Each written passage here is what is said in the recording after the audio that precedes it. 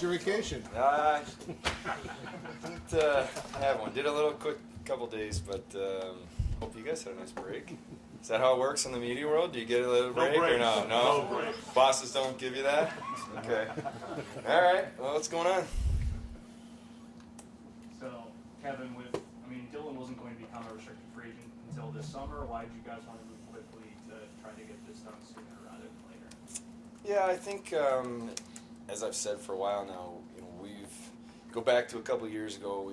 We wanted to make sure that we were in the position of identifying the core, how we were going to move forward, make sure that we develop those players, and then retain those players. And that's what we've kind of been the plan and the vision, and what we've been sticking to. So for me, sometimes the timing can be different with different players. But what I go back to is, do we believe that this player truly wants to be here for the right reason, wants to be a Buffalo Sabre, loves playing in this organization, and then do we believe that they have an opportunity to continue to get better? And obviously that was the case with Dylan and the others that we've signed as well. So, we talked in the summer a little bit, back, a number of months ago now, and as we got into the season, Dylan's agent reached out to me just kind of asking, hey, would be interested in. So the most important thing was that really making sure that it wasn't going to become a distraction. I'm happy to do these things anytime if it's the right, as long as it's right for the player. I spent time with Dylan one-on-one a few weeks ago now, just kind of talking about where we're at, where he's at, where we're headed philosophically, making sure that we were aligned in all the ways you need to be. And then started meeting with his agent, picked it up on some of the road trips we were on, and then obviously got to this point in the schedule where then we could really get after it and with the hopes of getting it done. So, long answer for you, but that's kind of how the timing of it all worked. In terms of his development, Kevin, we've obviously seen signs from him, the talent, a lot of the grit. It seemed like at the World Championship, he kind of hit another gear. I don't know, from where you sit and watching him come along, when did the light kind of go on, or when did he hit that next level where a deal like this really made sense? Well, so last season, you talk about him his first season. There was a lot of exciting things you could see. You could see the talent. Obviously, he's 19 years old, and you saw, to me, right away, a thing that I picked up on back to his rookie year was how much his teammates loved him, how much he cared, his competitiveness. Last year, I started seeing big steps in terms of his play, and maybe it wasn't actually ending up with the puck in the net, but you could see the process of his game was getting there. He was creating scoring chances. I loved what Dylan did at the end of last season with his purposeful mindset of going to the World Championships, because I asked him, I said, what's your goal? Anybody in that situation, if you go, you can just go, but what are you actually trying to accomplish? And he said, I want to score goals, and I'm going there I know I'm capable, and I want to kind of put the puck in the net, and I think he led the tournament in goals if I remember right. But so I just gives you a little insight into how he's wired. And then right this year, I think he's attacked the season on and off the ice. He's a leader. He truly cares. He wants to be here. It goes back to what I've been saying over and over again. We have to build this the right way with the right people. And when a player like that continues to grow and get better, and then also loves being here and wants to be a Sabre, then that's the players we want. What about from him? We've seen just the want. He wants more. Can you kind of explain what you've seen from him with that maturity, I guess? Yeah, he's an all-situation player. When you do these things and you look at data and statistics and numbers, and it all matters, and you have to look at that stuff. But you're also looking at the process of their game and what are they doing, to have success, or how are they having success. So you take all those things into account, but stuff that you can't actually tangibly quantify is how competitive they are in practice, and how bad they want to get better. And I just look at a player like Dylan as someone that is hungry every day to improve. He works. He is a player that if you're up a goal or down a goal late in the game is going to be on the ice in all likelihood. He's turned into a player now that is killing penalties, top power play, just 5-on-5, 4-on-4, 3-on-3 doesn't matter, and that's those are really important players. And he's, by the way, I think it's his birthday. He's just turning 22 years old. So that's pretty exciting for us. So you take all that into account, but at the end of the day, he is ultra competitive and he loves the game. And if you can get those type of people in your locker room, it makes everyone around them better as well, and that's something that's really important. Kevin, you've talked clearly about identified your core in a lot of ways, and Dylan becomes another piece of that. As you go forward here, you've always talked in terms of the long-term prism. How do you balance the long-term prism of building your team with the short-term of being where you are in the standings and the trade deadline coming? And I know you don't want to upset the apple cart, but you're probably in a position, if I had asked you in September, you didn't expect to be in. Well, I think Mike, there's a couple thoughts that I have with that. One, you can't fast forward, okay? And I firmly believe this, and I'm going to keep saying it because I just truly believe it's the right way to build. You have to draft well. You have to develop your players in your system. And as you learn about them more and more and you see them progress, you have a lot of information. And players that you believe are going to help you compete for championships, you lock up, you retain, and that's how we do things. Now, in saying that, you're always looking every day. You know, what do we need to do? How do we need to help our organization get better? Having conversations. That's all part of my job, and I'm going to be in every one of those conversations. But we will not compromise short-term, today's success for the vision in the longer term. And the reason I believe in that so much is because we want to set this organization up for sustainable success.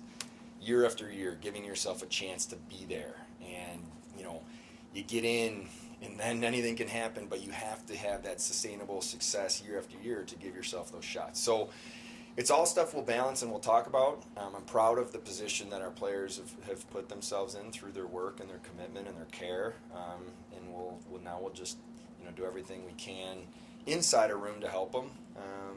But it's an exciting time, and I'm looking forward to getting back at it here. Some of these guys have been in it. Alex Tuck's been in it. Anderson's been in it. Part of the process here, just seeing how a lot of your core guys are going to react to this situation because they've never gone through it. For sure, and this is part of the process. You can talk about how do I explain this the right way? You can talk about what it means to play in the playoffs, but you don't until you get there and you feel that, and okay, that you're talking about it. Well, right now, this is a part of our learning process and what we're going through, and the players showing up to the rink with very important points on the line, and that's all part of this. So I think it's really valuable for us. Now, in saying that, you have to stay present. You have to stay completely engaged in the moment. And my conversations with these guys, the coaches, is let's go after it. No fear. Just go out there and go compete. And that's what they've been doing all along. So this is an important step for us, and I'm excited for the guys to now go have fun and play. As a former player who's reached the top of the mountain, I guess I want to follow up on what you just said. The stretch run is obviously going to be really intense and accelerate development, but the actual postseason, the game reaches a new level. I think we probably all agree. Like, what would be the value short term of getting some of this youth you have into a round in the playoffs? How valuable would that be in terms of the long term? I think a lot of people would probably ask. Yeah, it's a hard question to answer, honestly, because, of course, you wake up every day and you think about it. But I guess what I would kind of go back to is we talk a lot inside a room about winning the moments of the day, getting better every day. And I really believe this, and you can say that, it's easy to stand up here and say this, but I really believe the talent we have in our room is real. And if we get better every day, we'll put ourselves in a position to have that, opportunity to play. And what we don't want to do is compromise on the vision and on the plan that we have, going back to my earlier comment, because I do think you can get away from the sustainable long-term success that we're trying to build if you make emotional decisions or you do something trying to just squeeze a few extra points right now. We have to stick to it. And by the way, completely believe in our guys in the room. They've earned the right to be in this battle now, and now let's go have fun with it. You've talked about this in other situations like drafting. You sit the scouts in the analytics department, you all get at a table and you always talk about it. And maybe guys you're going to trade for. Maybe, again, you're all going to sit down and talk about this guy. when you identify, all right, who are the players? Who are these guys that we need to identify? Now, of course, there's always risk. None of us know if any of them are going to live up to it, but you can limit that risk. Do you still sit down with the analytics people, sit down with the coaching staff, and get around and say, all right, what do you guys think of Tage Thompson or Samuelson or Cozens or Darlene or whatever that may be as you're trying to identify who these players are that you want to go forward with? Yeah, that's a great way to frame the question, Paul. I really believe strongly in asking questions. I have my own, like anyone would, your own strong personal views of what I see, what I witness every day. It's why especially when I'm in town and stuff, and I watch practice so closely, just, you pick up on those things. But I absolutely believe in collaboration and communication within our organization. And, if you line people up, it'd probably be like, oh, yeah, Kevin asked, over and over again. But I want to, and it's not necessarily that I'm looking for everyone to agree with me or to say what I want to hear. It's just to check it all. Like, from the numbers and the data, this is what I'm seeing? Is this what's actually coming through in the analytics, the scouting, the coaching staff? They have a whole different feel. They're on the bench. They're feeling what it's like in the heat of the moment, the emotion coming after shifts. I mean, all of that stuff matters. So you take all of it into account, and then you have to be aligned. You cannot force a player to want to be somewhere where they don't want to be, even if you overpay and give a contract that they feel like they should be there. You just can't force it. It has to be real. And that's why these conversations are so important, even my own relationship building with the player. Because, of course, I'm negotiating with the agent, going through this process. But I have to have a real relationship with our players to make sure that I'm feeling comfortable that this is where they want to be. So all of that, it plays a role in this, and then you ultimately get to can we get a deal done that makes sense for both sides? Because I think that's how these things have to work. It can't just work for one side. Kevin, in terms of the numbers on this deal, how much did the Tage contract factor in? Because it's one that looks like a pretty good deal for you guys now, and obviously standing within the team and things like that. How much did that complicate things or factor in? Yeah, I think when it comes to these type of contract negotiations, discussions, not wanting to get exactly into the numbers publicly, but you take it all into account. You're looking internally at your own roster. We have Mark Jakubowski does a phenomenal job within our hockey ops department of projecting contracts. We have multiple iterations of years and years and years projecting out, and some of the stuff you can't, we don't know exactly the timeline of certain players, but we do that all the time. So we look at that, and then obviously there's contracts in the marketplace that are comparables. That's just the nature of negotiations, whether that's us talking to the agent about here's some comparables, them bringing the players that they see in the marketplace that and those things are challenging sometimes to work through. But so in answer to the question, kind of all of it. We look at everything, and then we have, obviously you have to make your own internal decisions on what we think makes the most sense. Speaking of Tage, is there any update? Yeah, he skated today. The break came at a great time for him. He was upset. Upset's the wrong word. I was disappointed for him not to be able to play in the All-Star game, and with the year he's having, but he needed it. And he skated today, went really well. The expectation is that unless something changes overnight, that he practice full tomorrow. Kevin, when you mentioned projections and how you project these guys out, Dylan projects out to possibly be a 70-point, 30-goal, 70-point guy this year. What kind of ceiling do you envision for him? Well, that's the exciting part, honestly, for me. When we look at these things, you really want to think about, one, does the player have the will and the work ethic and the drive to get better every day? They want to get better. And then do you see in their underlying numbers and their process, and also what you visually see practice or games, them getting better? So you look at all that. I believe that he is a chance to just keep getting better, and whatever that the numbers are, they'll be. But I think he's just scratching the surface. I honestly do. I believe he's got an elite kind of talent, base where now he's starting to get enough experience that he knows when and how to use the talent. And he's got some pretty good players around him too, which is exciting. Kevin, you mentioned. Sorry, Matt, you go. You now have thanks. You now have two centers locked up for a long time. When you're putting together a roster, how much flexibility does that give you, knowing that okay, we're going to have the middle of the ice at the top kind of just locked down? Yeah, not just because I'm a former center, but it's no, it's important. It's critical. You look at success that teams have. It's in a very important position. This signing Dylan was a really important piece of what we're trying to do here, and there's more to come. You guys all know that.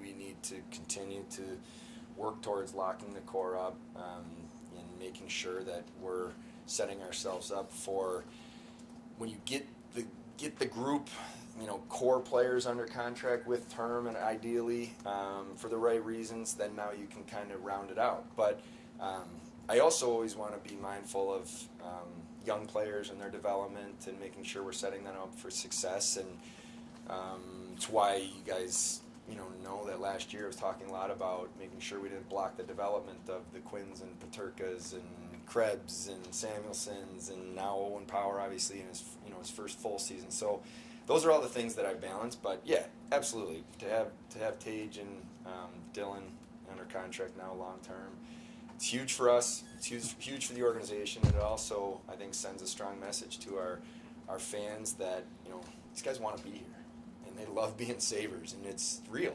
and that's exciting for me. What's your reaction when you see how many of those guys actually spend time together over the break? It's amazing.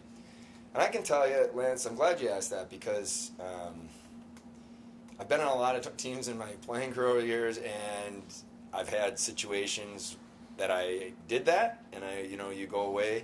And I had situations where I just need to get away, and to have these guys, a lot of different players, and it wasn't just the group that was down in Bahamas or whatever. There was another group that went out to Arizona.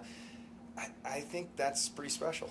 And these guys are around each other a lot, and then when they get free time and can go away for a few days and they still want to be around each other, and also, by the way, the girls want to spend time together, I think it's really important.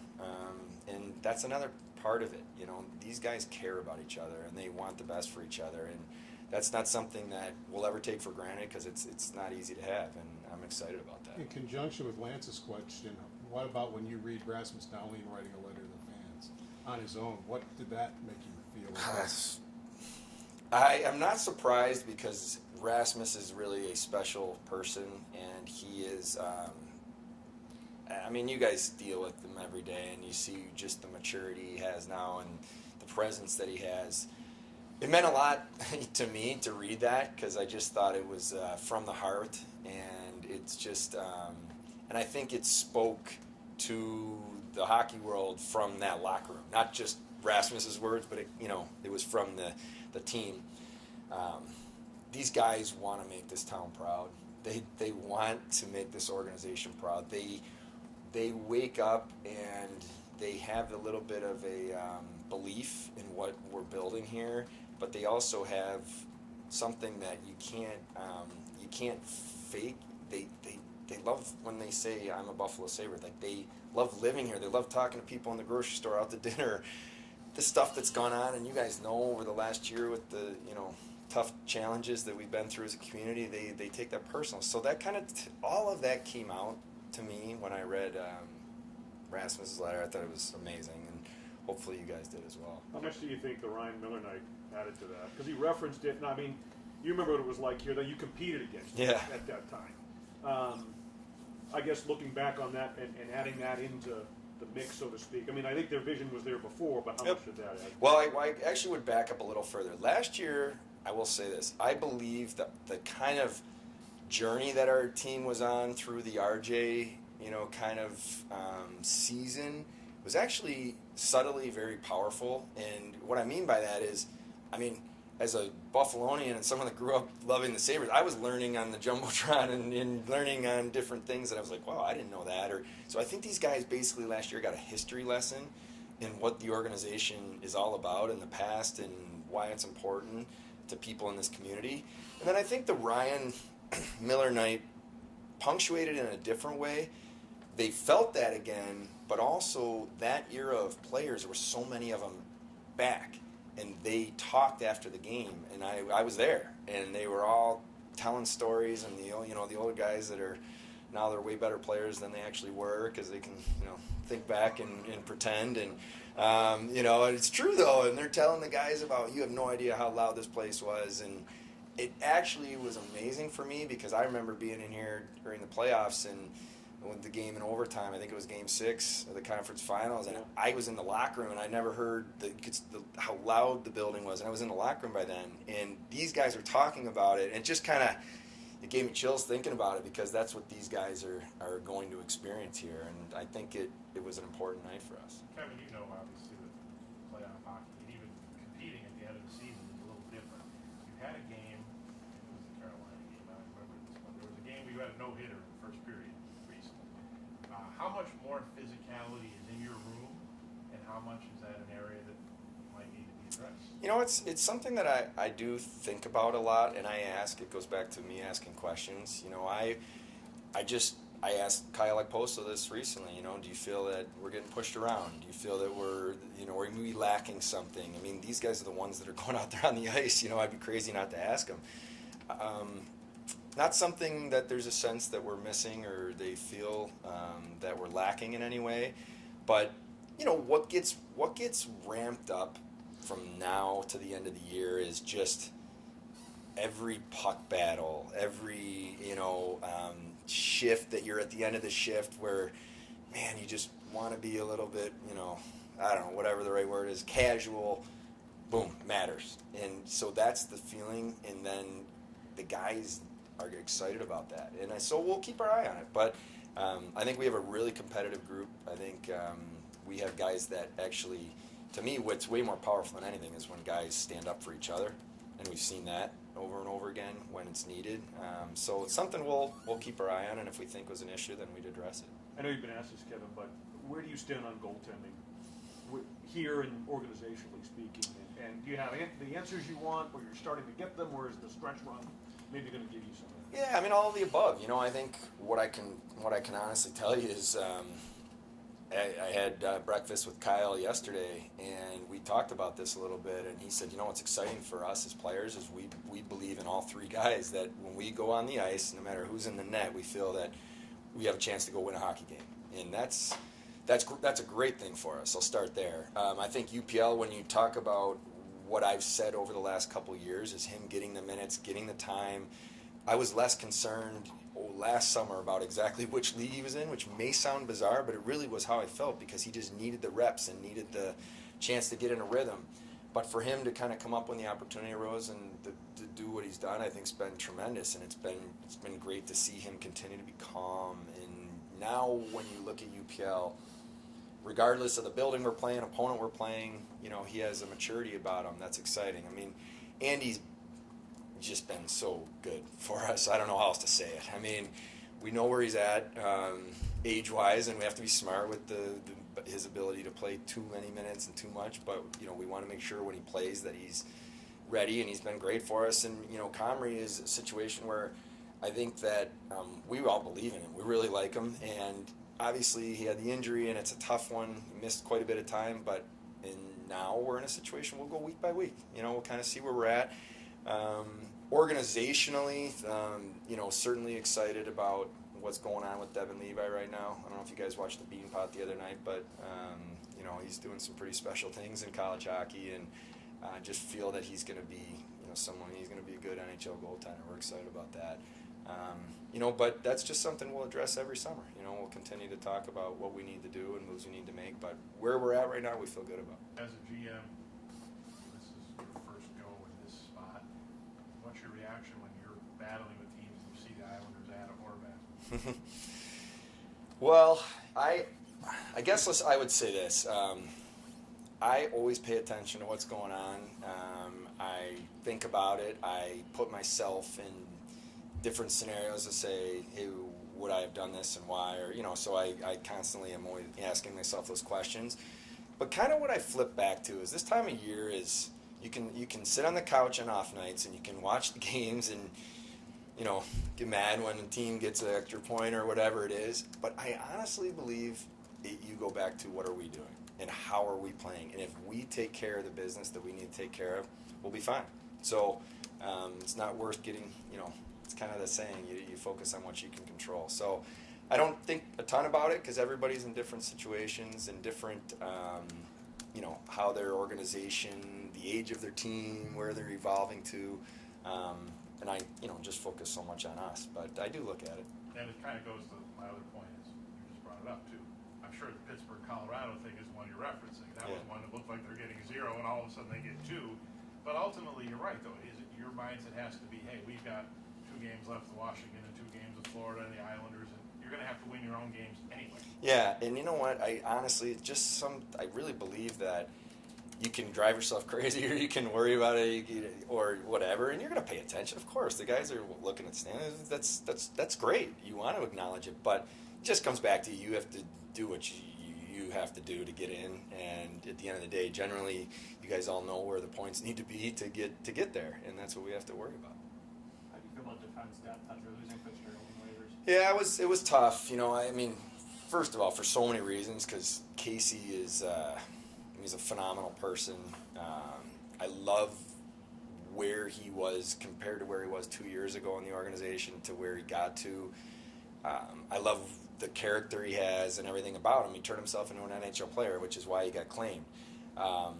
So, what I will say is it's pretty exciting to see the ascent that Cal Clagg's had in his game and where he's gotten to, and it gives us a pretty, for me, an exciting young player that we think is going to have a chance to get better and better. But do think about it, because there's some veterans in Rochester, but not a ton of NHL experience on the back end. So it's something we'll pay attention to. Obviously, Lawrence is there, and he's been with us this year that we know he can step in and play NHL games. But it's something we'll definitely be talking about. What stood out about Owen? He had the 3-game goal streak. Just what stood out about him, maybe the last few weeks, years to know? Man, Owen is you have to sometimes remember that he's a rookie and that he's 20 years old, because take away the goals and assists, what he's done at different times this year is pretty remarkable as a defenseman at 20 years old to play. I mean, I think the Boston game he was at 29 and a half minutes, and sometimes earlier in the year with our injuries, he's been in that range. It's tough. What I've seen out of him is just a calmness and confidence that he believes he can be a difference maker every day, and he absorbs so much information so quickly, and then he can immediately take it into the next game. So I think the goals were just a byproduct of how well he's played. I think he could have been, you guys watch closely, he could have scored multiple goals game and game before that, so I think it was just a matter of time, but it's good for him. The kid's been phenomenal.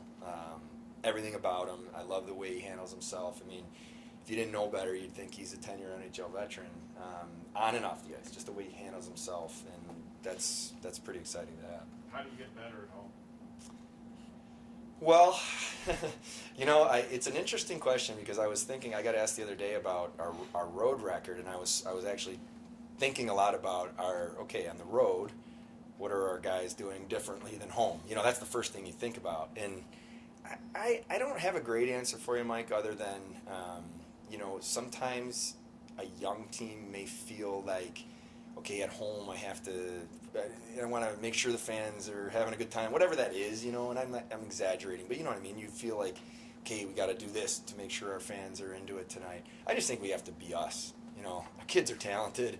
And, we talk about earning it all the time. And it's the reason that's such an important phrase in our organization is what we've talked about is earn it, meaning earn the respect every day when you walk in this building from yourself, that you're doing everything you can. Earn the trust and the respect of your teammates. Ultimately, then, earn the trust and the respect of our fans. Earn the trust and respect of the media. And I think we're getting there. I believe that our fans are starting to see what's going on here and what's building. And I think hopefully they really give us a boost down the stretch here. It would be exciting for us. How do you feel about where Quinn and Turk are at this year? Big picture, great. I think they've had what you would expect from such young players. There's times where, you're like, wow, that was pretty special. And then times where they've had dips, and that's why Donnie and I talk every day about this. That's why there's been times where we've pulled them out of the lineup, take a break, reset, get your mind sharp again. But big picture, I'm really excited. I think those kids are going to be tremendous players. They fit in the group. They're dynamic in different ways, but they also have a great friendship, those two off the ice. They love playing together, and I think, the big brother and Dylan, that's, such a young guy himself, has been a great stabilizer for them. Kevin, when you were asked about the physical component earlier, do you sense that the desire, demand to have players like that in the lineup, has it changed at all when you talk with other GMs around the league, especially as we get closer to a deadline? Like, is it still as big a commodity in your opinion? It's changed a lot over the years. I mean, you know that, and the game is so fast now, and you have to be able to process the game at a high speed, and you have to be able to make plays at high speed. So there's always going to be a need for competitive, hard players. I call it hard skill. But having that doesn't mean you have to be 6'4" and 230. You can be 5'9" or 5'10". Like I would say, Matt Savoy has hard skill. He plays a highly competitive, high-intensity game. But so it's just a different way of doing it now, where the puck battles and competitiveness has to be there. So I think it has changed, Duffer, just the way the game's evolved. If you need toughness when you need it, but I don't have a question in this group that these guys aren't competitive and care about each other enough that they're going to battle together. How would you characterize talks across the league right now? Obviously, we've seen Horvat dealt, we've seen Tarasenko dealt now. We're a few weeks out from the deadline. Is it different and busier for you right now? Yeah, it's a really unique situation we have going on with the cap and the amount of teams that are in a specific challenging spot with their own cap, and then amount of players out there, whether that's potential UFAs or players that are maybe getting squeezed by the team just based on their own internal structure. So a lot of conversations, and what I want to make sure that we are is always in the middle of them, always knowing exactly what's going on, have a pulse of the entire league. We have to know whether it's something we would ever do. We want to be making sure that we have those conversations internally and say, hey, it makes sense for us or it doesn't. But there's a lot going on, a lot of conversations, and we're always going to be attached to rumors and stuff. Part of that's because we have a lot of cap space, we have a lot of young assets. Nicole tells me what I need to know, and I don't worry too much about it, but we're always going to be in those conversations. That's my job, for sure. Thanks, everyone.